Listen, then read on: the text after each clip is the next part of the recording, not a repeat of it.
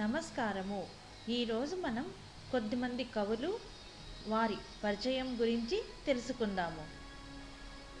కవులు మరియు పరిచయం.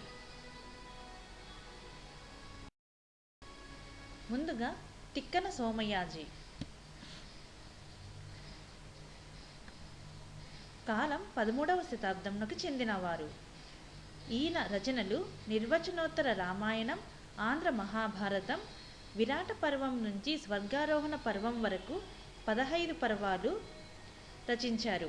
బిరుదులు కవి బ్రహ్మ మరియు ఉభయ కవి మిత్రుడు.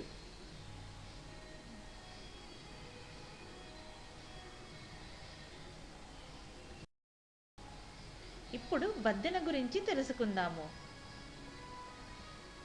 బద్దెన 13వ శతాబ్దంకు చెందినవారు.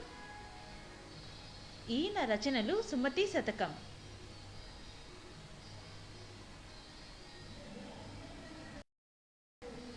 ఇప్పుడు వేమన. వేమన 17వ శతాబ్దంకు చెందినవారు. ఈయన రచనలు వేమన పద్యాలు. ఇవి చాలా ప్రసిద్ధికెక్కాయి. ఇప్పుడు ఏనుగు లక్ష్మణ కవి గురించి తెలుసుకుందాము. కాలం 18వ శతాబ్దంకు చెందినవారు. రచనలు సుభాషిత రత్నావళి, విశ్వామిత్ర చరిత్ర మరియు రామేశ్వర మహత్యము. ఇప్పుడు మధురాంతకం రాజారాం గురించి తెలుసుకుందాము. ఈయన కాలం 1930 నుండి 1999 వరకు. జన్మస్థలం చిత్తూరు జిల్లాలోని మొగరాల గ్రామం.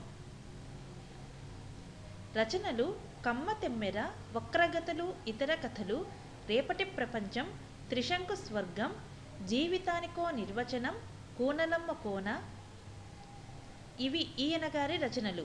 వీరి రచనలు రష్యన్, తమిళ, కన్నడ, ఆంగ్ల, హిందీ భాషల్లోకి అనువాదమయ్యాయి.